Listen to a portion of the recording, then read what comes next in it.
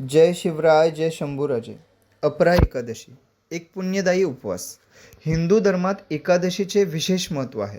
दर महिन्याला 2 वेळा येणाऱ्या या दिवशी भक्तगण उपवास करून भगवान विष्णूंची भक्ती करतात.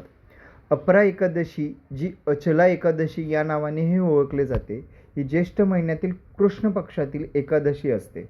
सन 2025मध्ये अपरा एकादशी 23 मे रोजी साजरी केली जाईल.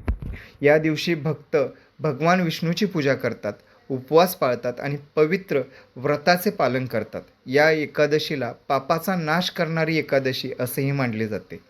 धार्मिक ग्रंथानुसार या दिवशी व्रत केल्याने आणि भक्तिपूर्वक भगवान विष्णूचे स्मरण केल्याने पूर्वी केलेल्या पापांचे प्रायश्चित्त होते आणि मोक्षप्राप्तीचा मार्ग सुकर होतो. अपरा एकादशीचे व्रत व पूजन विधी. सकाळी लवकर उठून स्नान करून स्वच्छ वस्त्र परिधान केले जाते.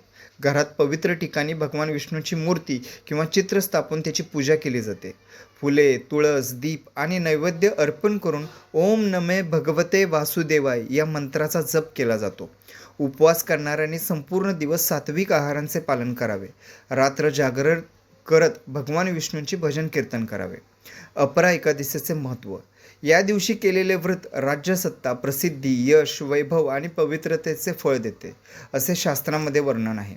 यमराजाच्या भीतीपासून मुक्ती मिळवण्यासाठीही या दिवशी व्रत उपयुक्त मानले जाते. दान धर्म केल्यास पुण्य फळ अधिक प्राप्त होते.